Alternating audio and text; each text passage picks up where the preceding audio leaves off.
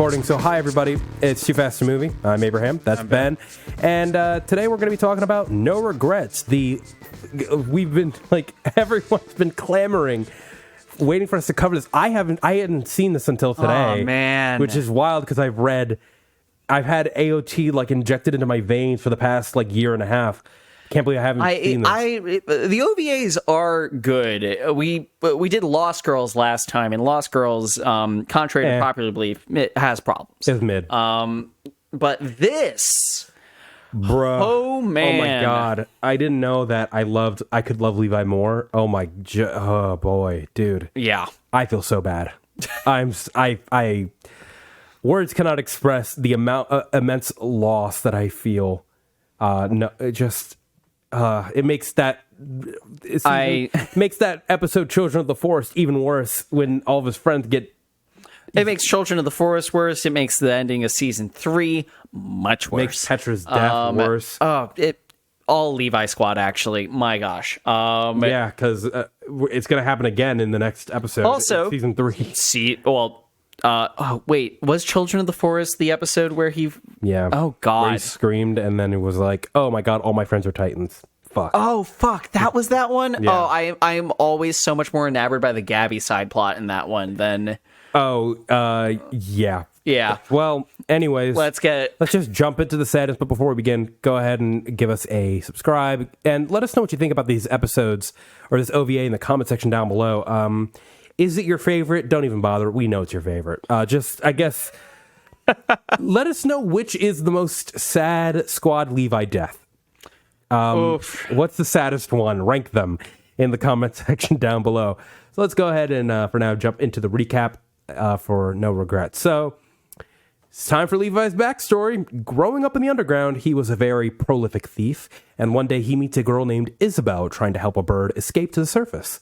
With her and his other friend, Ferlin, the three spend their days thieving, swinging with their ODM gear through the underground, and living their best lives. And then a rich man named Nicholas Lovoff comes to knock on their door and offers citizenship to the underground in exchange for one thing: the death of Erwin Smith.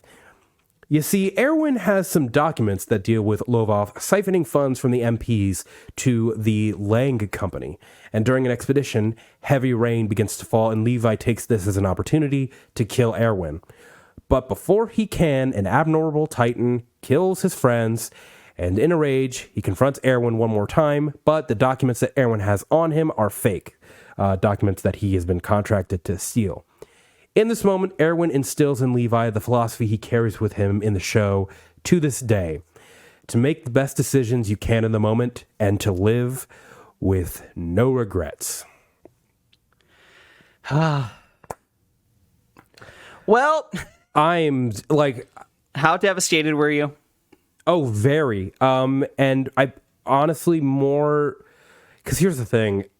In the first episode, it was the moment where the montage is happening and where the beautiful music is playing. They're swinging around the underground. They release the bird and they're just having fun and they're laughing and smiling with each other. And Levi's warming up to people. And I'm like, cool. Yep. They're going to die and it's going to be sad. And I knew it was. And then in part 2, she gets fucking beheaded. Yep. It is the most gruesome image. Honestly, I'm not going to lie. These are very graphic. I'm not going to lie. That is the level of violence that is in the manga. In the manga all the time. That doesn't surprise me at all. And I'm not going to lie. Because the OVAs don't air on a TV slot. Yeah, they're extras. Yeah, so they get to do that. Yeah, they get to be actually as fucked up as the manga or And I'm not saying that violence is it's not nice. I'm not saying it's fun to watch, but I am saying that seeing it properly. Yeah, it makes the stories that you're watching less fun. And because that's the thing that I don't like about Attack on Titan seasons 1 through 3 is that because they have these thick outlines and over dramatized moments, and the violence is censored. It's very censored. The fact that happens, it makes everything that they're saying less visceral. And again, I know people are turned off to violence, but with the subject matter that the show is going to, I think it was necessary So to some degree to show more than they have. This is kind of the thing of this show has been marketed as a shonen when in actuality it's probably closer to Gantz. Yeah. If we're talking, it's probably closer to Sanin. No. I'm talking. I'm referring. You haven't read Gantz, have you? I don't. You're talking about. I'm talking about a specific manga. I was talking about subgenre. Oh yeah, subgenre that which I believe Gantz and Berserk kind of fall into. It's more designed narrative. more designed for like actual adults to read. And it's just a matter of circumstance that the protagonists are in their teenage years. Yeah. But I think one of the things that, because this show has always been marketed as a shonen, so it's always had that shonen presentation while being like, oh, there's some off-screen horror and it looks really bad and it's being very much censored. You don't realize it's being censored because your mind likes to fill in all those gaps. Yeah. But it's being censored. And then you watch this and you go, oh, that's fucking horrible. And that is much more emotionally scarring than watching Petra get stomped. Yeah. Because if we had a not censored version of Petra getting stomped, I know I probably wouldn't have finished watching the show, if I'm being honest. Yeah. It would have been too much for me. Yeah. It's bad. In the manga, I'm not gonna lie. And that's the thing, again, medium, when it's not animated, it's a little bit more digestible, I feel like. Oh, well, actually... when it's in motion, I feel like it's more real. I strongly disagree because of one of the biggest issues that anime has, which is it can almost never do horror. The only time that I've really seen anime really successfully take on horror is when it goes for a lo-fi vibe and kind of lets your mind fill in those things. Because the thing is that it doesn't, it's kind of, how do I say that? Anime lands in the uncanny valley of horror, where a lot of horror, especially comics and pieces that people actually want to convert, let's just say any of Berserk. Berserk has so much detail oriented in it. And what that does is it makes the frame very still and very frightening, but your mind is filling in the gaps of what's going on. So Berserk spoilers for the Eclipse, when people are being fucking eaten and destroyed by these demons, and on the page, it's horrifying. There's nothing, like, your mind is filling in all these gaps and everything is just horrible, and you're watching all these characters that you love get completely eviscerated. But then in any of the animated versions of it, because you cannot draw on that kind of level, even the kind of level that is in the Attack on Titan manga pages, and you cannot animate those details, it becomes suddenly teetering towards silly. And this happens with a lot of anime that tries to be horror in the first place. And it's always made the medium have so much trouble with it that there's only like a couple actual horror animes that like really get to slide. Well, that's the thing. Anime motion versus still image, because the shot of Petra is a still frame. Yeah. And it's done effectively. Yes. I'm not saying every animation needs to be done, but like sometimes you need to see the bodies. Yes. No, I 100% agree with that. But like, again, that's a conversation for our postmortem, which we will do when season 4 ends. Let's now switch the conversation to a man that I now have very mixed feelings about, Erwin Smith. Not gonna lie, this one little OVA made me go from, oh my god, I love him, so deep and complex, to wow, kind of a dick. And it's like, and simultaneously, like, nothing changed. Like, he didn't like do anything dramatically different than what he normally would. It's just the fact that it happened to Levi, and to characters that I loved. And he did it so coldly with no remorse. I will like really just made me like look at him and go like, he's I don't even know. Here's the thing. Erwin didn't know that Titan attack was going to happen. He knew that Levi and his team were going to try and kill him and steal the things. He didn't know exactly how all the shit was going to go down. Yeah. You cannot fault him for what happens with the surprise Titan attack. The thing with him, Again, Well, quick interjection. Yeah, go for it. They went on an expedition. There are Titans outside the walls. He should have known that there's a possibility of death. Oh no, he 100% was like, these scouts might die. Yeah. But that is something that he accepts every single time that he goes out there. Fair. That's the that's the reason why nothing has changed. It's just now you're getting it from Levi's perspective, and it goes terribly. Yeah. So one of the interesting things for me, because we're doing this as part of our season 3 rewatch, and this is to start it all off. When we get to Erwin's final chapter, his final episode, and his death charge, Levi is ultimately the person that gets to make the choice. Yeah. And what he asks Levi is, what would all their fallen comrades think? And as this is happening, I don't know if you've rewatched this yet. That episode? Yeah. No, not recently. But I probably know what you're talking about. You're going to be coming up on it. You see. Oh yeah, you see these characters. Are they there? Are yes. they the ghosts? They are some of the ghosts that pop up. He considered them comrades. Yep. No. And that's the thing. That's the thing. There are some of the ghosts that pop up. And that is one of the things, the way that that's presented is that is one of the things that is on Levi's mind when he tells Erwin, give up on your dreams and die. Because for the first time ever in that moment, it's Erwin's turn to do what all of his soldiers have done before him. That mountain of corpses that Erwin stood on, Levi stands on at the end of that.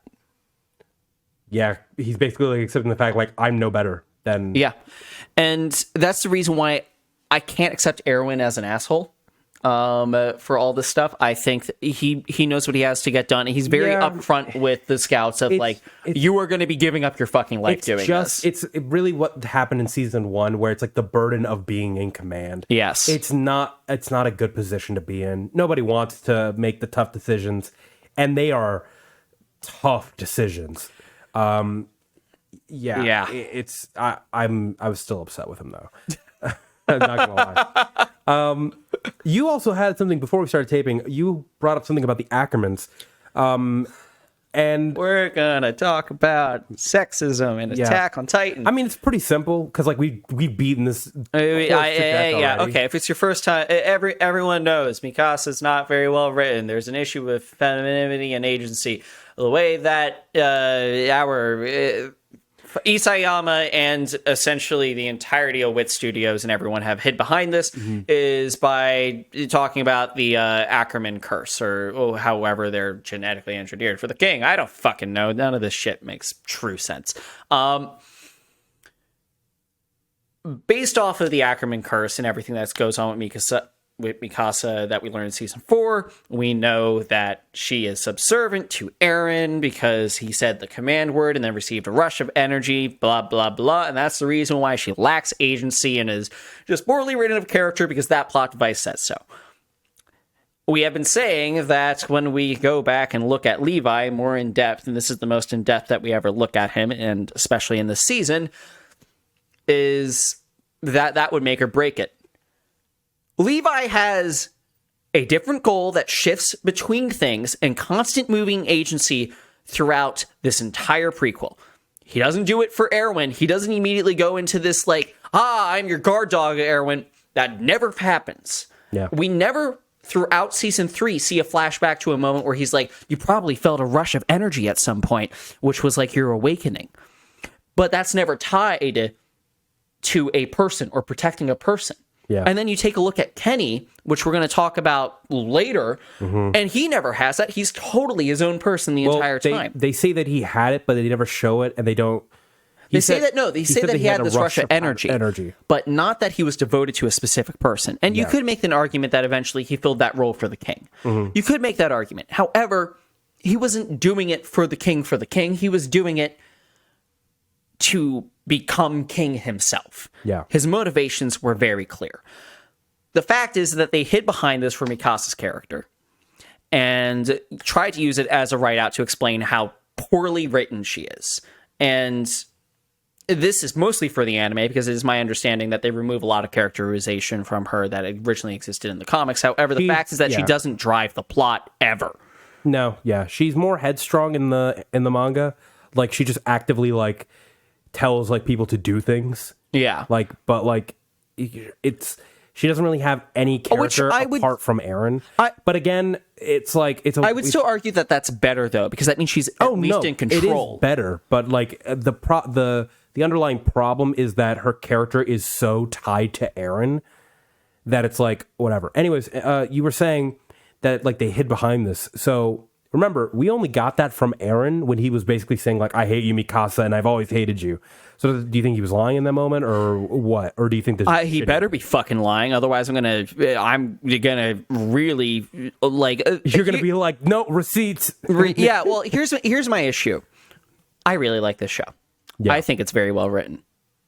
I also think I also fucking hate this show. That this show fucking sucks. No, that's where I'm at. The show's on really thin fucking ice for me. Between Mikasa's character and we talk about this every episode because fascism and the like how poorly it is currently handling the fascism messaging behind it, and if it's trying to be anti-fascism, it needs to make an explicit statement on it. Mm-hmm. So he's mad. We're gonna let him cool off. I'm gonna now shift the conversation because let's put a cup of ice in that tea. It's coffee. That coffee, whatever. We actually do learn a lot more world building in this OVA than goddamn anything that we get in fucking season 2 or 3. Not like the world outside the walls, but inside of Paradise.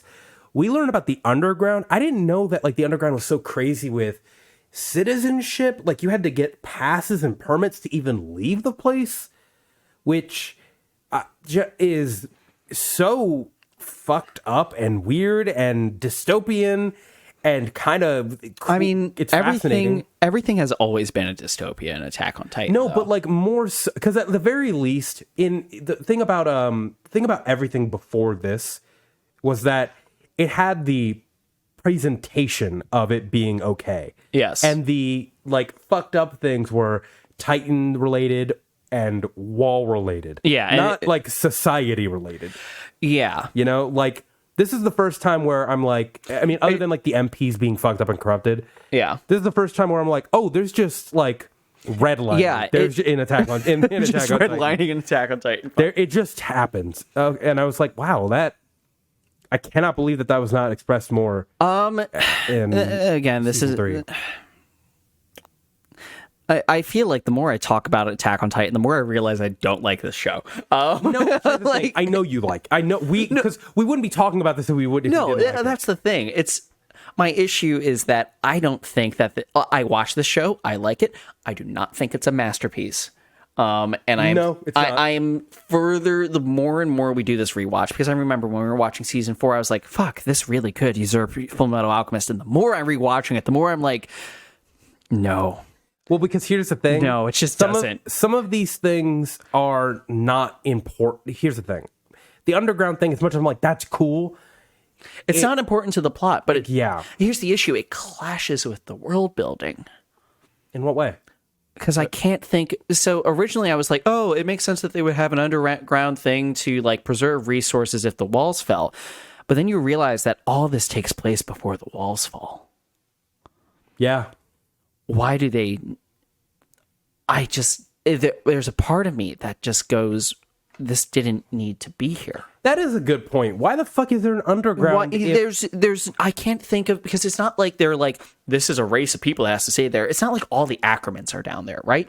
It's lower class. Yeah, but and it's we outside, already see, but it's outside the second wall, not even the third wall. Yeah, that's like if it were, it's in the second. That's my thing. Like this, we know that these underground places exist in the second wall. It makes if you're doing the if you're doing the classism critique, which is originally is something that has always been there with just the wall structure of having an outer wall, a middle wall, and an inner wall. That is inherently it's going to be naturally there. Well, not only that, that's a real thing in how old kingdoms were built. Was you would put the poor people as far away from the capital as possible. They would take hits first, and then vice versa, and people would retreat inward and things like that. You're weakening the branches and strengthening the trunk. Yeah, that has existed in city building for a very long time. But then to also be like, and also underground people. Yeah, and they're not structured in the wall's hierarchy or anything. They're just fucking sparsed out throughout the first and second wall. And they can never leave. And they don't like provide like slave labor or they don't like they aren't like allegorically linked to any other more oppressed social class of people. Yeah, exactly. It's just there. They live underground. They're mole people. Like, that's what? That's one of the issues that I just have with this, and it also. For me, the other thing with the and do not get me wrong, I love the underground. I think it's a beautiful thing. It's beautifully drawn, I should say. It's beautifully drawn, and the time that we spend in there is fascinating. Like I was interested in it, but then it's just the second that you start thinking about it more, you're like, why is this here? This clashes with the world building. You're not going to find any disagreements from me. I totally agree with everything that you're saying. Yeah, and then. The big thing that hurts for me is it clashes with King Fritz's ideology of paradise. That's actually something that I think that's the one saving grace. I actually think it doesn't, because like you were saying in a few episodes back, that King Fritz's ideology of paradise is bullshit. Yeah, you're not wrong. So it's like he's like, yeah, I want to live in paradise, and it's basically like the dog meme where he's like, this is fine. This is fine. And King Fritz is just the dog, and everything is going on around him, you know? Yeah.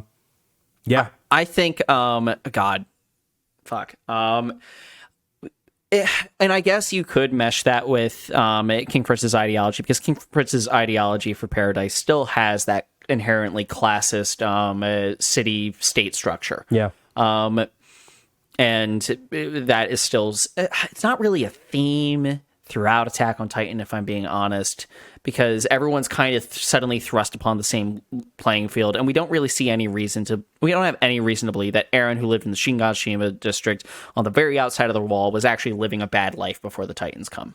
We never see anything that actually suggests it wasn't this kind like of thing. It wasn't crazy until the fucking Titans came. Yeah. So yeah. It feels like this is kind of... It feels like Isayama like either forgot that was something that he should have done, having like an actual like oppressed red line group that would have made sense to have on the outside of the wall, and just fucking forgot about it. Like even minors. Yeah. Just say they're a fucking society of minors. Yeah, just give them a reason to exist in the world. Yeah. But it just feels really weird to me that like, because originally King Fritz is like, I want me and my people to live in paradise.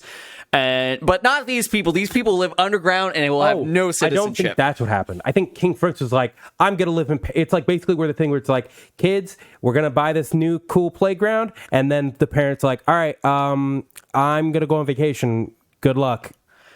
And then I don't think that this is not King Fritz's design. I don't think. I think that he just fucking left his other lackeys to come up with shit. That's fair. That's fair. Let's be real. You think King Fritz is like...